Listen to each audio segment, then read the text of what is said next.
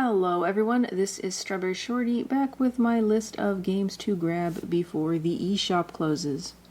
So we left off partway through the visual novel games. There aren't a lot left, but let's just get right back to it. So next up we have the Petite Novel Harvest December game. I believe in Japan the Petite Novel is like some kind of series. It's a basically unknown visual novel that I got ages ago, and I still have not played more than like the very beginning of it. I know it's set in a small town, and that's about it. This was released in a time when visual novels were not common in the US, and it's too obscure not to at least check out if you're into that type of game. Date or Ditch. This is a DSiWare title from my original lists that I did some time ago. It's a pretty weak dating game. I feel wrong even putting it in the visual novel list, honestly, but there's not much gameplay. Maybe worth checking out. The boy and girl paths are identical. It just swaps the characters around, which is a real bummer. You answer questions and try to win over the guy or girl of your choice. It's not terrible, but there are definitely better dating games out there these days. Next, we have another really obscure one, the Parascientific Escape Trilogy. So, much like with Petite Novel, I got the first game in this series ages ago, but only played like the very beginning, and I don't remember any of it. The trilogy is frequently on sale, so I grabbed the other two titles. I do remember it starting out kind of similar to the popular Zero Escape series. I doubt it's anywhere near as like grand scale as them, but I remember someone solving puzzles to escape a room on a ship. Maybe it's good, maybe it's terrible, but it seems to be like a cross between a visual novel and an escape game, which, always nice to see more of. The Escape Trick series. So this is a series of clunky, kind of complicated escape games. There are 3, Convenience Store, Ninja Castle, and The Secret of Rock City Prison. You're honestly better off checking on my second and third DSiWare videos to learn more about these 3, because honestly I'm frustrated just thinking about them. They're not great. I did like the first one okay. Second one has a bit more story. The third one I just found maddening. I had to go watch, I think it might have been Playtoon's Let's Play again to see how it ended, because I could not. Stupid slide mechanics. That's all I'm gonna say here. Gunstar Heroes 3D. With this, we kind of shift a bit more into games that I don't fully know what they are, but assume they have some sort of shooting element. And yeah, so it seems kind of like a retro style game, and I'm hoping to be able to include images that will kind of show what type of game specifically it is. Balloon Pop Remix. Yeah, this is just one that I grabbed. I'm assuming it involves shooting balloons. It looked good enough that I bought it. Muddy Gun Volt. This game looks like Mega Man. I've never played a Mega Man game, but it feels like it probably plays the same, run, shoot, climb, make your way through the level. Really freaking looks like Mega Man. GG Series Assault Buster. A DSiWare shoot-'em-up game on a single screen where you play as a girl with a jetpack thing. She can fly upwards and dash to the left and right while enemies come down from above. I found it pretty enjoyable, and you can see videos for it on my DSiWare lists. GG Series Vertex. This is yet another game I covered back on the DSiWare lists. It's a shooter where your little ship has to shoot 1, 2, or 3 bullets at numbered enemies in various shapes. You have to shoot them in a way that completes the number of sides the shape needs. For example, a square with a 3 needs to be shot with a 1. You can choose between any number of bullets to do this, however, combining them is needed. So if you get a square with a 2, you could shoot a 2 bullet or 2 1 bullets. But you have to be careful not to run out of bullets, and you can't let the enemies reach the bottom of the screen. It's a creative little idea, I'll give it that. Nano Assault EX.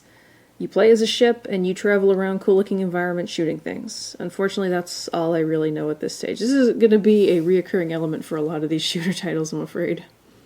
Moon Chronicles. According to the description, it is a first-person sci-fi shooter with a story and boasts having 4 episodes, which are available as DLC, so keep that in mind. GG series, Wonderland. I always forget if Wonderland is 1 or 2 words. So I covered this one on my DSiWare list as well. You play as Alice, and it's a scrolling shooter game. Alice has 3 types of attacks with varying strengths and speeds. It seems to only have 3 levels, and your progress resets if you exit the game. The hitboxes are confusing, and there is a lot going on when your enemies attack. This kind of seems to be a thing with like the bullet hell type games from over in Japan, but in other words, this game is hard, and I found the backgrounds a little dull, though the sprites are kind of cute. I have no idea how to pronounce this one. Kalruz, the Beast of R.E. Eden. It is apparently a vertical shoot-'em-up that I grabbed. It is digital only. I know nothing else about it. It's got a very unique title. The iRace series. I spelled AI.